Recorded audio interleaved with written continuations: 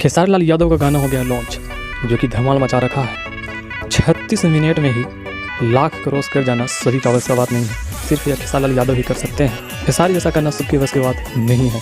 इस गाने का दीवाना तो दुश्मन भी हो गए होंगे और ज़रूर से सुने होंगे। सुबह के टाइम इतना ज़्यादा व्यू जाना सबकी बस की बात नहीं है, सिर्फ खेसारी का ही यहाँ पर बोलबाला है। इस गाने को विरोधी भी सुन रहे हैं, ये बात सही है नहीं? हमारे चलिए बात करते हैं। और जो फीमेल सिंगर है ना वो अनुपमा यादव, साथ में यामिनी सिंह है, एकदम बवाल लुक के साथ। राइटर है जो गाना का राइटिंग जो किए हैं, लिखे हैं, वो छोटू यादव हैं। म्यूजिक डायरेक्टर वही हैं विकी वॉक्स, बहुत ही शानदार म्यूजिक भी है इसमें। और डायरेक्टर और कोरियोग्राफर का बात किया जाए तो गीता तामता ने किए हैं, बहुत ही शानदार किया गया है। वीडियो का जो एडिट किया है वो पी शुभम बाबू, बहुत ही शानदार एडिट है।